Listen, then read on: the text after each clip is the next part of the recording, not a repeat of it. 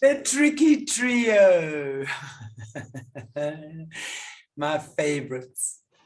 Well, there are three negative emotions that I've coined the tricky trio. That would be guilt, shame, and humiliation. All of us have that and have had that. And how I like to differentiate is simply like this.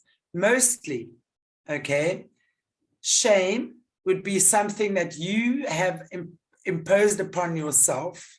You've done something for which you feel you need to be ashamed of. It could be stealing, it could be hurting someone, whatever. You would know what you feel ashamed of. Humiliation is mostly something that someone else has imposed upon you. So it would be maybe your father beating you up in front of the school, or someone at school humiliating you. You might have been forced to do something that you didn't like, whatever it might be that made you feel humiliated. And then, of course, guilt would be a combination of shame and humiliation. Because when those two prior emotions have been at work for long enough, I feel ashamed, humiliated, shamed, humiliated, shamed, humiliated. Now, anyone in an abusive relationship who has been in an abusive relationship, for example, would understand exactly what I'm speaking about. It's the two kind of feed each other. And then you feel guilt for everything that you do. You then start feeling guilty. So you might feel guilty because you're not being a good enough parent, or you can't provide for your family, or your daughter or your son's in need and you can't help them, and something has happened with them and you haven't been there for them, and the guilt sets in.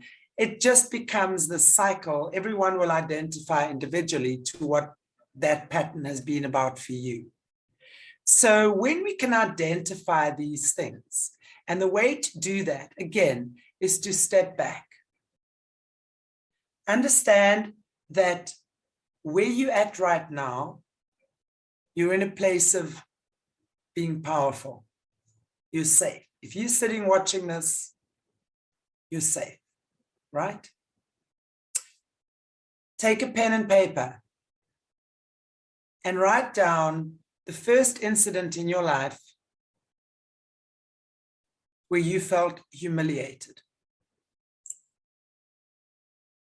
And it might not be easy to do that. It might take a day, it might take a night, it might take a week for you to write that down, but write it down. And then write down the first time you felt ashamed of yourself. You might have done something that you feel ashamed. You might have had too much to drink and danced on tables, and I don't know, these things on the internet, you see these, often these very graphic photos being taken of people. I don't know, that might be something, right? And then write down something for which you feel really, really guilty. Then go back to the humiliation and ask yourself if you are the guilty party in that situation. Do the same thing, and you're going to see how the shame, the event of shame, would be linked to the event of humiliation. And when you do the writing, the interior work, you're going to see there's many layers. You might not see it initially. It might all be knotted up still. But then you're going to see how it links. And then you're going to see how it's turned into guilt.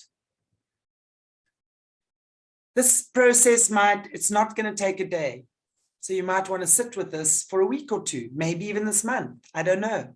You know what's right for you. But when you're able to do that, then you can understand these three emotions are actually designed to be the most empowering things in your life. From that humiliation, what did you gain? What did you see in the person's eyes? What did you understand about that situation? From that place of shame, what have you understood about yourself?